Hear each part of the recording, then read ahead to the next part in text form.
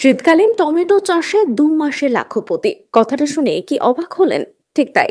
প্রত্যন্ত সুন্দরবন এলাকার হিঙ্গলগঞ্জ ব্লকের খেজুরবেড়িয়ার এক চাষি বরুণ দাস ১ বিঘা জমিতে টমেটো চাষ করে রীতিমতো তাক লাগিয়ে দিয়েছেন। খুব কম খরচে টমেটো চাষ করে যে লাভবান হওয়া যায়, একমাত্র নজির সৃষ্টি করেছেন সুন্দরবনের এই চাষে। বীজ থেকে চারা বার খাওয়া থেকে শুরু করে গাছ রোপণ করে টমেটোর ফলন কিভাবে বাড়ানো যায়, সবকিছুই তিনি শেয়ার করলেন আমাদের সাথে। চলুন শুনে নিই চাষের মুখ থেকে তার সেই মূল্যবান কথাগুলি।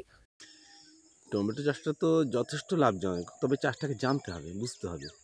এর যেমন কিছু সমস্যা আছে, পাতা কুঁকড়ে যাওয়া, গাছ ঝিমিয়ে যাওয়া, তুলসী রোগ লাগা, এইগুলোকে জানতে হবে চাষিকে। যদি জানতে পারে তাহলে টমেটো চাষ যথেষ্ট লাভজনক, যথেষ্ট লাভজনক অন্য চাষের চেয়ে। পরিচর্যা বলতে আমরা প্রথমে দানা, হাইব্রিড জাতীয় দানা কিনি, উচ্চ ফলনশীল দানা। ওই দানাটাকে এনে বাড়িতে নিয়ে বীজ তলায় ফেলি, মাটিটাকে সুন্দর করে ছোটো ছোটো করে করে লাইন করে ওটাকে, তারপরে ক্ষেতের যে মাটিটা ওটাকে শোধন করা হয়।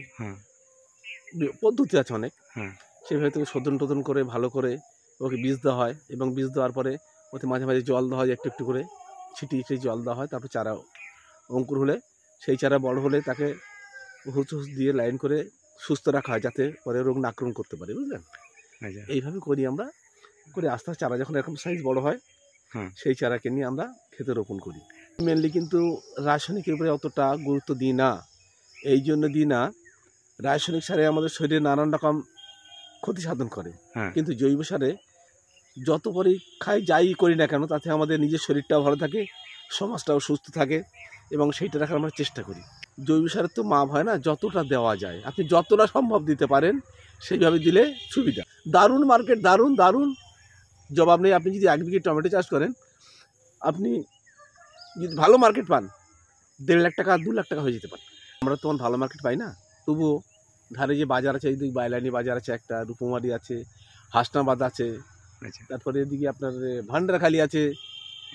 মানে শহরের তুলনায় কম লাভ হয়, কিন্তু লাভ হয় ভালো, অসুবিধা নেই। সাধুবাদ জানাই, আমাদের দেশে যদি এরকম চাষিরা এগিয়ে আসে, আমার উন্নতি, তারও উন্নতি, সমাজের উন্নতি। ক্ষতি শুধু ডাক্তারের, কারণ রোগটা কম হবে, তো সে ইনকামটা করতে পারবে না, থেকে যে রোগটা আসতো। ধন্যবাদ জানি তারা এগিয়ে আসুক, আমরা যতটুকু জানি শিখেছি তাদেরকে পুরোটাই সহযোগ। আমার নাম বরুণ দাস।